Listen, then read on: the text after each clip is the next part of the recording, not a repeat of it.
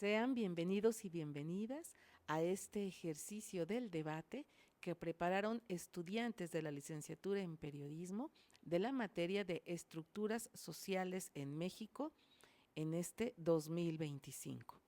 Ellos y ellas han investigado y se han preparado para debatir sobre dos temas fundamentales.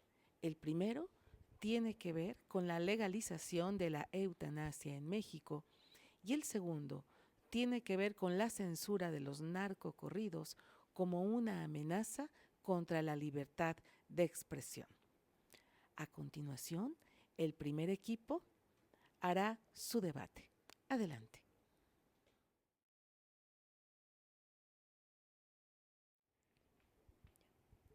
Muy buenos días, tardes o noches tengan todos ustedes, nuestro público presente. El día de hoy me es grato anunciar que mi equipo y yo vamos a presentar un debate, el cual tratará el tema sobre que la eutanasia debe ser legalizada en México.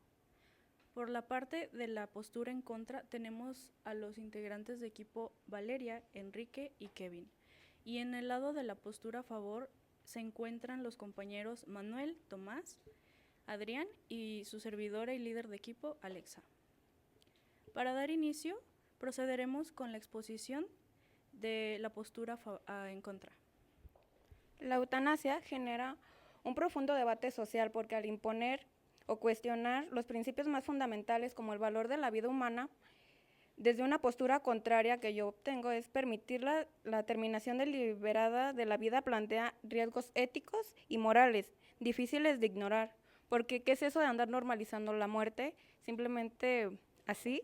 Entonces, creo que por el hecho de que no se han fortalecido los cuidados paliativos, acompañar al enfermo y garantizar su dignidad más que nada, siento que es algo que puede llevarlos a querer terminar con su vida, pero creo que si alguien tiene una buena compañía o así, realmente creo que a veces se les quita las ganas de perder la vida en cierto punto, entonces creo que no estaría bien normalizar la muerte de esa manera. Me gustaría iniciar diciendo que la eutanasia se ha convertido en un tema muy sensible y controversial desde que se inició su planteamiento. Tomando en cuenta que vivimos en un mundo que cambia constantemente, no solo buscamos la defensa de la decisión propia de las personas, sino también la terminación del sufrimiento al que se someten muchas personas las cuales padecen enfermedades terminales. Nosotros, como defensores de la eutanasia, buscamos el que se establezca como un derecho para todas las personas, que sea de acceso a todo público.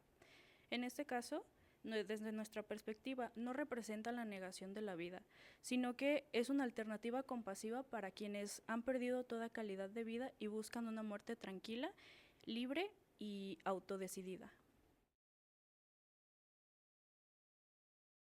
Cada persona debe de tener derecho a decidir sobre su propio cuerpo y el fin de su vida. En muchas sociedades, la eutanasia ya está normalizada. En cambio, en nuestra sociedad, al seguir siendo algo prohibido, las personas se ven obligadas a tener que desertar de sus medicamentos para así morir por causas naturales, lo cual alarga la causa de muerte y la hace más dolorosa. Si le- la eutanasia sería la eutanasia sería una forma más suave e indolora de perecer. La medicina nació para curar, aliviar y acompañar, no para causar la muerte. Desde la antigüedad, el juramento hipocrático establecía claramente no administrar a nadie un fármaco mortal aunque me lo pida, no hacer iniciativa de ese tipo de sugerencias. Esta idea la han sostenido y la han mantenido firme los grandes pensadores de la bioética, que son Tristram Engelhardt y Edmund Pellegrino, quienes dicen que el rol del médico se basa en la confianza del paciente. Pellegrino decía que el paciente entrega su vulnerabilidad al médico y esa relación se rompe si es que el médico llega a ser agente de muerte. Este tema no trata solamente sobre el dolor médico. Muchos pacientes viven un proceso al que le llamamos el deterioro identitario. Consiste en la pérdida de autonomía, de lenguaje, de memoria y de personalidad. Obligar a alguien a experimentar la desintegración de su identidad puede considerarse una forma de violencia institucional. Si la medicina tiene como misión aliviar el sufrimiento, entonces negar la posibilidad de la eutanasia en casos terminales puede ser contradictorio con esa misma ética del cuidado. Mantener el cuerpo en funcionamiento no siempre garantiza el bienestar, ni honra la confianza médico-paciente, especialmente cuando el tratamiento se limita a extender la agonía en lugar de curar de manera real. Es importante mencionar que existen alternativas éticas y humanas, como los cuidados paliativos. Los cuidados paliativos no buscan alargar la vida de manera artificial, sino alivia el dolor, reduce el sufrimiento y acompaña al paciente de manera física, emocional y espiritualmente hasta su último momento de su vida. Son una forma de asegurar que la persona pueda vivir sus últimos días con dignidad, sin dolor extremo y sin sentirse sola o solo.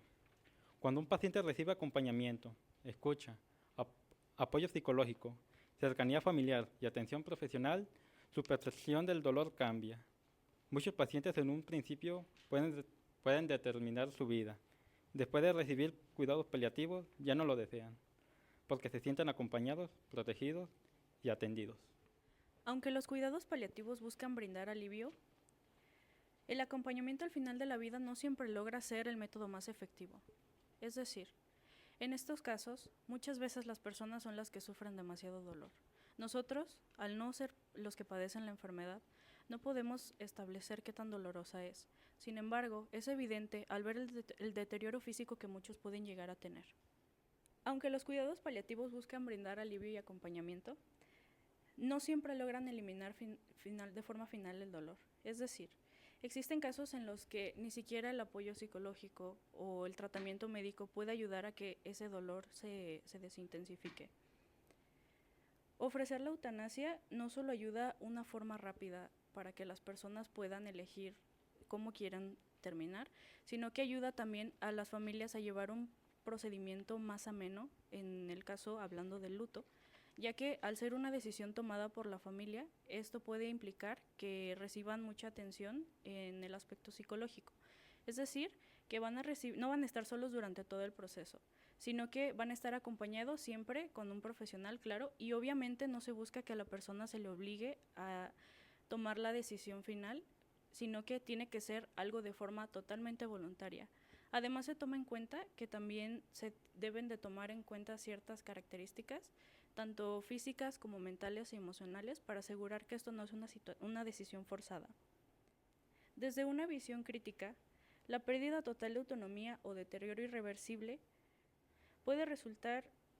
Los cuidados paliativos pueden resultar insuficientes en ciertos escenarios, solo prolongarían el sufrimiento de la persona, y al elegir una alternativa que termine esto de forma, aunque suene muy tosco, más sutil, más pronta, puede ayudar a disminuir esa sensación que pueden llegar a padecer estas personas de un sufrimiento constante, y muchas veces también viene siendo una carga psicológica, así que es importante tomar en cuenta.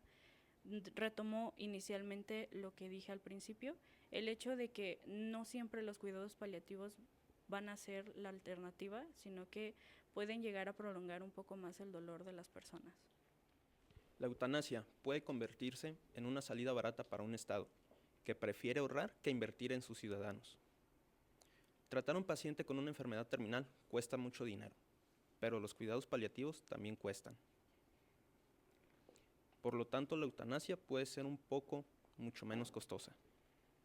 Esto abre una puerta peligrosa, que la muerte termine viéndose como un alivio económico y no como la última opción externa, únicamente cuando todo lo demás ha fallado. La eutanasia, sin garantizar primero un sistema de salud digno, es poner en vulnerabilidad en riesgo. La conclusión en contra. La eutanasia representa un riesgo ético que no podemos ignorar. La vida humana tiene un precio, que debe protegerse, incluso en los momentos más frágiles. El papel de la medicina históricamente ha sido sanar y aliviar, jamás provocar la muerte. Si abrimos la puerta a la eutanasia sin un sistema de salud sólido y sin protección a los más vulnerables, corremos el riesgo de que la muerte se convierta en una solución fácil o económica, en lugar de un recurso extremo y cuidadosamente evaluado. Con eso, quienes se oponen señalan que lo fundamental es fortalecer los cuidados paliativos, acompañar, escuchar y aliviar el dolor del paciente hasta el final de su vida. Defender esta postura no es negar el sufrimiento, sino apostar por un camino que preserve la vida, la ética médica y la responsabilidad del Estado hacia sus ciudadanos. La dignidad humana no se mide solo en el tiempo que permanecemos con vida, sino en la calidad con la que vivimos. Si un paciente plenamente consciente y en uso de su libertad decide que continuar viviendo implica únicamente prolongar el sufrimiento, permítele elegir una muerte tranquila, asistida y sin dolor. Puede ser un acto de humanidad. La eutanasia no reemplaza los cuidados médicos, se convierte en una alternativa final cuando todo lo demás ya no es suficiente y cuando el derecho a vivir con dignidad se transforma en el derecho a poder despedirse con paz. Reconocer la eutanasia como una posibilidad es reconocer que la vida no solo es duración, es comprender que la libertad también incluye la capacidad de decir hasta aquí, cuando la existencia deja de ser vida y se convierte en dolor. Permitir ese último acto de elección puede ser, para muchos, la forma más humana de acompañar y amar a quienes están por partir. Uno de los argumentos más estudiados internacionalmente es la pendiente resbaladiza, analizada por autores como John Kennel, especialista del tema en Cambridge, y el filósofo León Casas, expresidente del Consejo de Bioética de Estados Unidos. Ellos muestran evidencia de que cuando un país acepta la eutanasia bajo condiciones muy estrictas, con el tiempo estas condiciones tienden a ampliarse, es decir, a extenderse a enfermedades no terminales, como casos psiquiátricos, personas sin capacidad de decisión. En Holanda y Bélgica, donde inicialmente era solo para enfermos terminales, después se permitió para el dolor psicológico, depresión severa y trastornos mentales. Primero, la autonomía personal. Varios filósofos como John Stuart Mill, en su obra sobre la libertad, sostienen que cada individuo es dueño de su vida y sus decisiones mientras no dañe a otros. En el mismo sentido, el jurista Ronald Dworkin, en su libro El dominio de la vida, afirma que respetar la autonomía implica respetar el derecho de cada persona a decidir cómo quiere vivir y también cómo quiere morir. Negarle la eutanasia a un paciente terminal es como imponerle un sufrimiento que él mismo no eligió. La eutanasia, al involucrar directamente el hecho de terminar con una vida, supone un choque frontal con el principio religioso y ético de la inviolabilidad de la vida humana. Este principio se encuentra en la tradición judeocristiana, en el mandamiento no matarás, por el mismo hecho de que pues estás terminando con una vida, quieras o no.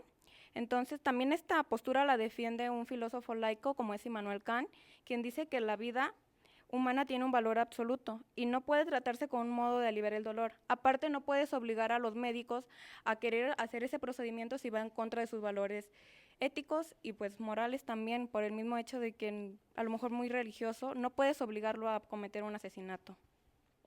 Es importante mencionar que las creencias personales merecen respeto. Sin embargo, no deben imponerse a quienes no comparten la misma visión espiritual.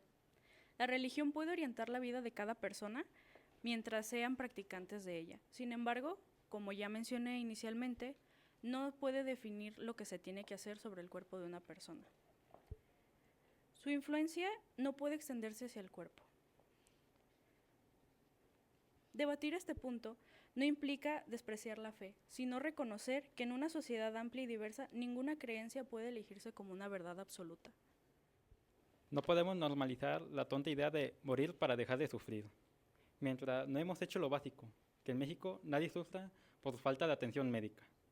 La respuesta ética y humana no es acelerar la muerte, sino ofrecer condiciones de vida hasta su último momento. Antes de abrir la puerta a la eutanasia, lo responsable sería mejorar nuestro sistema de cuidados paliativos, capacitar a médicos, asegurar medicamentos para el dolor, crear más unidades especializadas y brindar apoyo psicológico y social en las familias. Si garantizamos que todas las personas puedan enfrentar su enfermedad sin dolor extremo, con dignidad y con acompañamiento, entonces la opción de la eutanasia dejaría de ser una necesidad desesperada. En países sin eutanasia legal, Muchos enfermos terminales recurren a suicidios violentos que terminan traumatizando a todas sus familias y fallan en algunos casos. La eutanasia regulada reemplaza prácticas peligrosas por un proceso controlado. Si un paciente puede rechazar un tratamiento que lo mantendría vivo, entonces la eutanasia sería simplemente la continuación lógica de ese derecho. Incluso la implementación de la eutanasia no significa que solo se trate de adelantar el fallecimiento, ya que también se le debe de otorgar atención psicológica a las familias para sobrellevar el proceso y la decisión que su familiar tuvo.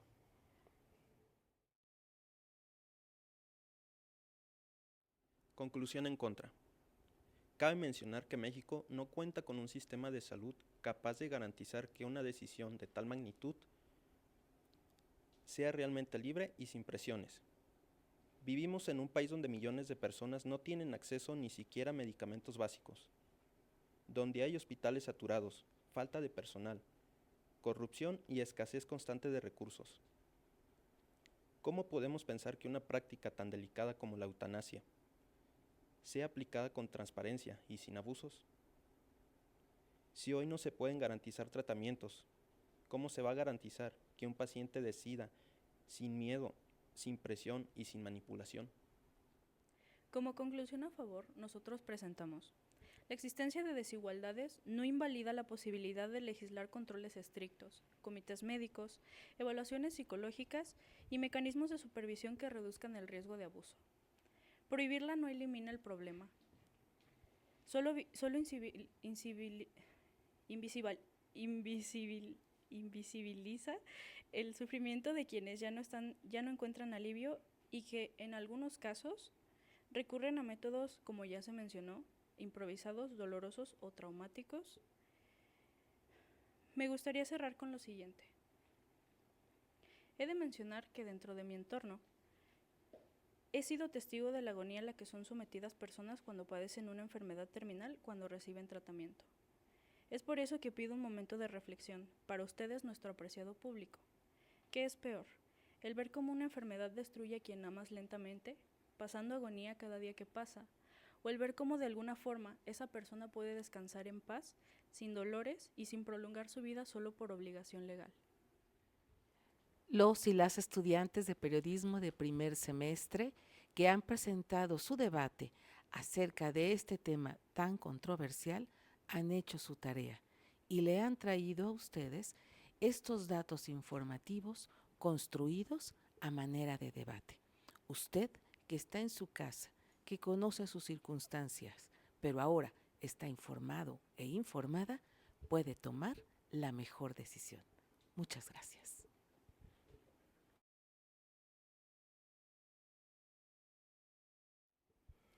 Censura, narcocorridos, libertad de expresión. Una fórmula de palabras que hacen que en nuestra mente surjan ideas acerca de cómo combinarlas y entonces seguir respetando la libertad de las ideas. El siguiente equipo va a debatir acerca de estos temas que esperamos sean de interés para ustedes. Adelante. Buenos días a todos. Yo soy Mario, soy el líder del equipo de debate. Hoy les presentaremos la moción de la censura de los narcocorridos. Si afecta a la libertad de expresión. De la parte a favor tenemos a los integrantes que es Lizeth Guzmán, Brenda López y Brian Juárez. Postura en contra tienen a Julia Puga, Daniela Montaño y Arturo de la Cruz, a su servidor también, Mario Ochoa. A continuación pasaremos con el tema, iniciará postura a favor y seguiremos con postura en contra. Buenas tardes, mi nombre es Lizeth Guzmán. Como ya saben, mi equipo está conformado por Brian Juárez y Brenda López y yo, su servidora. Mi postura está a favor de que la censura de los narcocorridos limitan la libertad de expresión. Los narcocorridos son vistos como causa de la narcocultura que vivimos dentro de México, pero en realidad son consecuencia. La música es un reflejo social Y como dijo Alan Lomax, que es un musicólogo y además un investigador, la música, el canto y la danza son reflejos directos de la vida social, ofreciendo un espejo de las estructuras sociales y los sentimientos de un grupo humano. La música refleja una realidad de México que vivimos día a día y es una expresión y una práctica simbólica que no debe ser censurada ni influenciada o controlada por el gobierno. Además de que cuando se censura una expresión artística no se está eliminando la problemática, sino la posibilidad de reconocerla y aprender a cambiarla. No se está combatiendo el fenómeno realmente. De manera política, tampoco se combate al fenómeno social, ya que solamente estás ocultando o estás mirando hacia otro lado. Y estamos ignorando la impunidad estructural, que esa sí es la verdadera causa de la narcocultura, no los narcocorridos.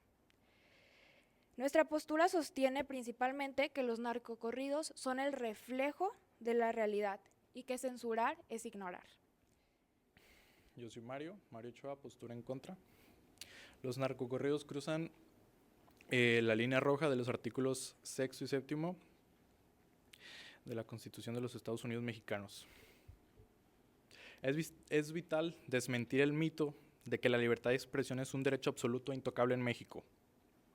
La Constitución política establece, en su artículo 6 y 7, que la manifestación de las ideas es libre, siempre y cuando no toque la moral, la vida privada, de los derechos de terceros o provoque algún delito que perturbe el orden público. Cruzar esta línea roja, al mencionar nombres reales de capos, detallar crímenes y amenazar autoridades o grupos rivales, es algo preocupante, ya que están describiendo una realidad que a todo México le toca vivir. No es una ficción que está escrita para una producción musical nada más. La jurisprudencia mexicana es clara: ningún derecho individual está por encima del bienestar colectivo y la seguridad del Estado. No estamos siendo autoritarios con nuestra postura, estamos siendo constitucionalistas. Son herramientas legales necesarias para garantizar que la libertad de expresión no se convierta en libertad de agresión.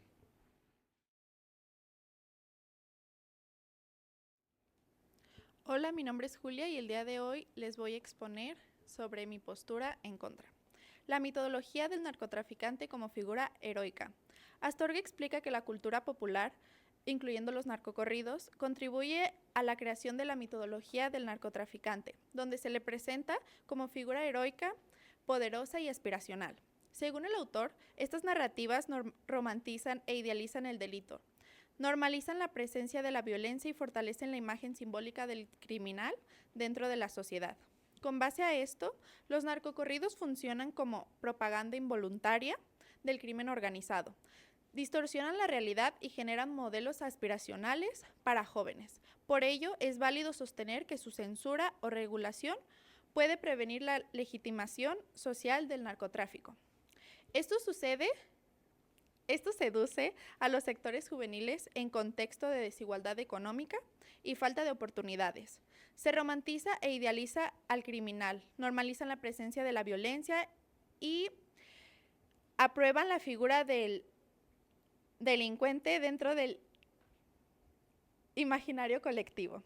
Esto convierte al narcotraficante como un modelo aspiracional, generando una narrativa donde el crimen organizado aparece no solo como aceptable, sino como una vía de éxito. El microgénero musical que normaliza las actividades del narcotráfico. Simonet explica que los narcocorridos funcionan como un microgénero musical que narra, normaliza y aprueba las actividades del narcotráfico, cumpliendo una función social específica dentro de comunidades fronterizas y rurales. Señala que estas canciones no solo describen hechos, sino que refuerzan códigos culturales de admiración hacia figuras criminales, promocionando prestigio simbólico y contribuyendo a su reputación dentro de la comunidad. A partir de estos hallazgos, se puede argumentar que la difusión masiva de los narcocorridos fortalece la cultura del narco, influye en la percepción social de la violencia y puede incentivar a la identificación con estilos de vida delictivos. Esto justifica la postura a favor de la regulación o censura para evitar su impacto social negativo. ¿Qué tal? Muy buenas tardes. Mi nombre es Brenda López, estudiante de periodismo en la Universidad de Guadalajara. Y mi postura es a favor. Mi argumento principal está basado en la Constitución Política de los Estados Unidos, específicamente en el artículo 5 y 6, mismo que emite que la manifestación de las ideas no será objeto de ninguna inquisición jurídica o administrativa. De igual manera, el artículo 5, libertad de profesión y trabajo lícito, establece que nadie puede ser impedido de dedicarse a una profesión, industria, comercio o trabajo que sea lícito, salvo por determinación judicial o resolución gubernativa. Independientemente de si no nos gusta o no, la expresión artística es una manera suprema de discutir cuáles son los límites de su lírica debe tener. En mi respuesta al argumento de mi compañero Mario, las medidas estatales no deben sustituir el marco constitucional de libertad de expresión, si la creación es legal. La presentación pública también lo es. En el artículo 6 y 7 de la Constitución mexicana indica: la manifestación de las ideas no será objeto de ninguna inquisición jurídica o administrativa, sino en el caso de que ataque a la moral, los derechos de terceros, provoque algún delito o perturbe el orden público. Es inviolable la libertad de difundir opiniones, información e ideas a través de cualquier medio. Ninguna ley ni autoridad puede establecer la previa censura. No fue la canción lo que lo alteró el orden público, fue la creación de ciertos asistentes. La ley sanciona la conducta de los individuos, no la obra artística. Muy buen día, yo soy Daniela Montaño y sostengo que los narcocorridos deben de ser regulados, porque aunque previamente se mencionó que puede tomarse a forma de una expresión artística, la realidad es que socialmente ha funcionado como una apología al delito y una glorificación a los criminales, lo cual es un daño social directo, porque convierte esta idea de lo que es un narcotraficante a una aspiración razonable, los lujos, los excesos, el poder que surge de todo esto, y es algo que no es realista. Dentro de las letras de este tipo de temas, se valida el crimen como una forma de éxito social, pero realmente solo es marketing de reputación para estos cárteles. El Estado está obligado a intervenir, ya que la promoción del delito está tipificada en el artículo 208 del Código Penal. Además, las consecuencias del crimen organizado debe de garantizar la no repetición según la Ley General de Víctimas. Este tipo de prácticas llevan a que se pueda revictimizar a la sociedad y le niega el derecho a la dignidad a las víctimas que han sufrido por todo este tipo de casos delictivos, como pueden ser el abuso de sustancias y las desapariciones forzadas. Al final de cuentas, la responsabilidad ética tiene prioridad sobre la libertad de expresión. Debemos proteger el orden público y la salud cultural de la sociedad mexicana. Muy buenas a todos, yo soy Brian Juárez y mi postura es a favor. El avance del crimen organizado no se explica por la existencia de géneros musicales incómodos, sino por una sistemática del Estado en amplias regiones del país. Las presencias del narco no es una moda, es la consecuencia directa de la debilidad institucional. Cuando las instituciones no garantizan seguridad, empleo, justicia, ni servicios básicos, otros actores toman su lugar. Reflejan una realidad donde la ley es frágil y la autoridad es reemplazada, con gracias a esta investigación del Centro de Investigación y Docencias Económicas. Pero también la estética del narco no nace de los corridos, sino del poder económico. La ropa se convierte en una forma de mensaje y no se trata de verse bien, sino es territorio donde el Estado escasea, la apariencia deja de ser moda y se vuelve advertencia. También la estética es vinculada al llamado estilo del narco. No se nace de los corridos, sino de una lógica social mucho más antigua a la exhibición del poder como la identidad. Pensar que el narcocorrido impone esta estética es confundir el retrato con el origen. La música lo narra que existe, no lo decreta. Antes de que una letra mencionara relojes caros, esos relojes ya marcaban estas ciertas jerarquías. El género no construye el deseo, lo hace audible. Con esta información de José Manuel Valenzuela del año 2012. Hola, yo soy Arturo y voy a presentar mi postura en contra. Hablamos justo de la moda, hablamos de esta, ahora sí que parte de, pues ahora sí que lo que mencionaba mi compañero, pero siento que algo que es importante que se deba de tomar en cuenta es que el impacto en la juventud es real y normalmente las juventudes del día de hoy, y pues ahora sí que están en nuestro contexto, se sabe que llega a tener un impacto negativo. Según Perla Alejandra Regla Maldonado y Arnoldo Delgadillo de la Universidad de Colima 2014, hablan de que este género musical contribuye a idealizar a narcotraficantes, asociándolos con riqueza rápida, poder y estatus social. Esto en un contexto en donde habitan y son sumamente, ahora sí que vinculados los estudiantes, en donde ahora sí que las juventudes están en constante peligro. Por lo menos nosotros creemos que la protección a estas juventudes y a los niños es un factor que se debe de tomar en cuenta, ya que esta censura que pues se planea implementar impacta demasiado y nosotros creemos que las leyes y también como el artículo 63 de la Ley Federal de la Radio y la Televisión, al dar estos discursos normalizamos la violencia y evitamos el que se siga propagando el tráfico de drogas. Algo que también se menciona mucho y más que lo estamos haciendo nosotros es que en la protección de niños y juventudes se habla también mucho de las madres buscadoras. Ellas están a favor de las propuestas legítimas de partidos políticos actuales en las cuales se argumenta que estos dichos corridos glorifican los delitos que se les cometieron a sus infancias y a sus seres queridos. Bueno, respecto a la juventud, voy a contestar lo que dijo mi compañero Arturo. La juventud y en general las personas no solamente son, digamos, relacionados a que son poco pensantes o que no tienen pensamiento crítico. ¿Por qué digo esto? La acción social debe ser comprendida según el sentido subjetivo que el actor le atribuye. Esto es lo que dice Max Weber. El oyente no recibe la información de manera pasiva.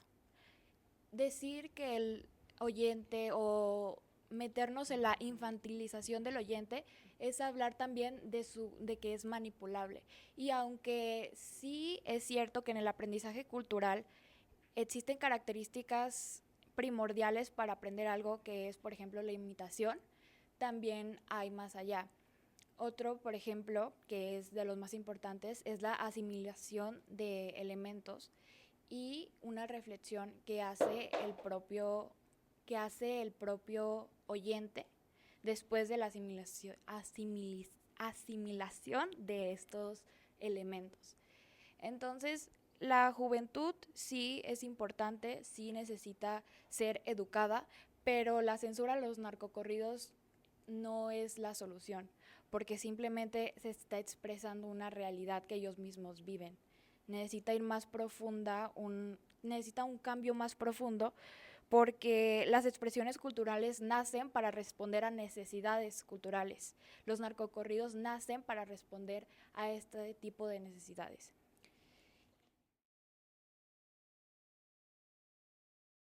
Bueno, para concluir, los narcocorridos y la censura ante ellos no reduce el fenómeno social que es el que se tiene que tratar, que es la narcocultura.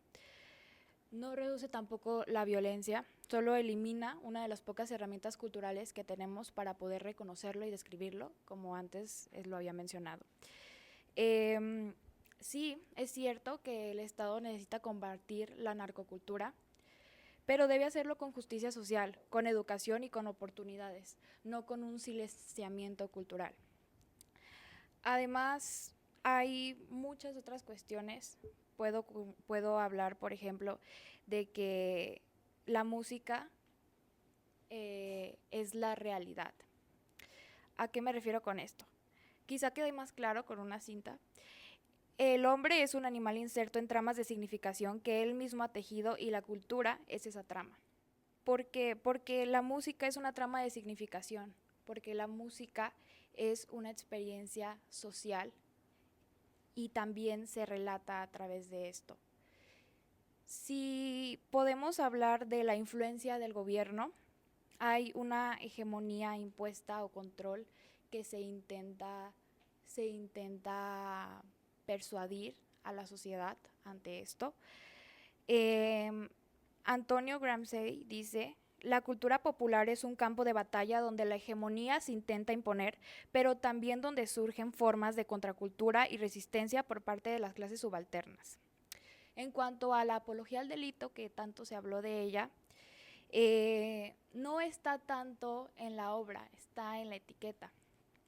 Los grupos sociales crean la desviación al hacer cuya infracción constituye la desviación y al aplicar esas reglas a personas particulares y etiquetarlas como outsiders.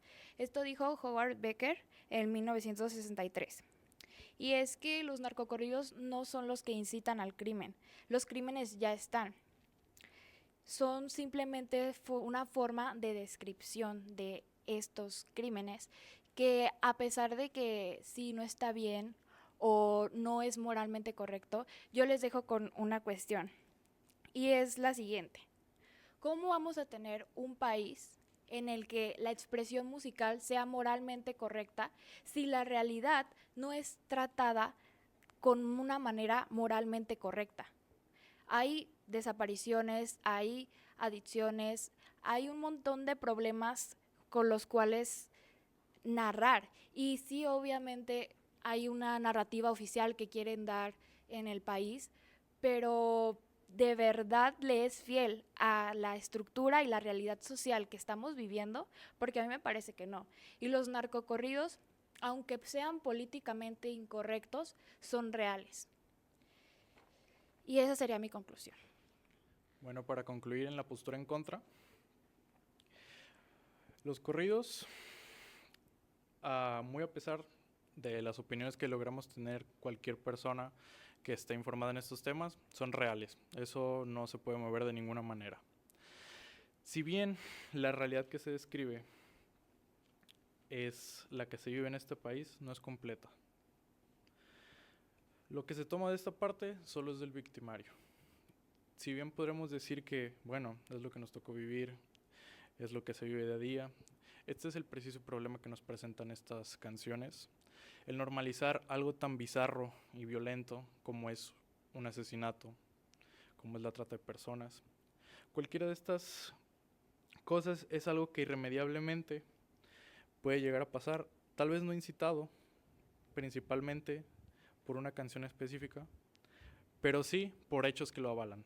Y es precisamente el papel que toman estas canciones: avalar estos pensamientos, inculcar a nuestros jóvenes que es la única manera de salir adelante, que la realidad que él conoce es pura y nada más que la que él ve y escucha. ¿Cómo le puedes decir a ese niño que él puede salir adelante de otra manera cuando su única realidad es la que está viendo en su pueblo? Él nada más sabe lo que ve, porque la educación en este país está por los suelos. ¿Cómo le vas a decir a esa persona que la realidad no es lo que él ve? Que la realidad es puramente subjetiva. Si bien todo esto lo podemos abordar de distintas maneras, yo creo que no es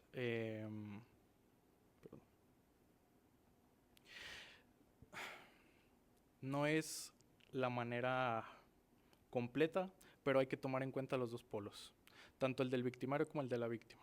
Todo esto es importante para tener una crítica hacia estos temas y no solamente tomar un bando.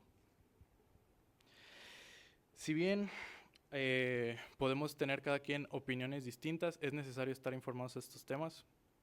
Quiero basar mi conclusión en el Instituto Federal de Telecomunicaciones, que distingue que el Estado regula tal vez lo que se tiene que escuchar o lo que tú decides escuchar. Así que mi conclusión va a ser tomar la postura en contra, pero lograr informar a las personas que llegue este material para que tomen sus decisiones, pero siempre a favor del pueblo, de la democracia y del bienestar de las personas. Construcciones sociales, producciones culturales, el respeto al derecho a la libertad de expresión que se ha promulgado a nivel internacional. Ustedes que han escuchado este debate, hoy tienen más argumentos para construir su mejor opinión. Los y las estudiantes de periodismo del CUSUR que están cursando la materia de estructuras sociales en México, en este su primer semestre, han hecho su investigación y les han compartido esta información. Muchas gracias por haber escuchado este debate y agradecemos también la participación del maestro Javier Antonio Cepeda Orozco, profesor de la licenciatura en periodismo, y del laboratorio de periodismo que han hecho posible la producción televisiva de estos contenidos periodísticos. Muchas gracias.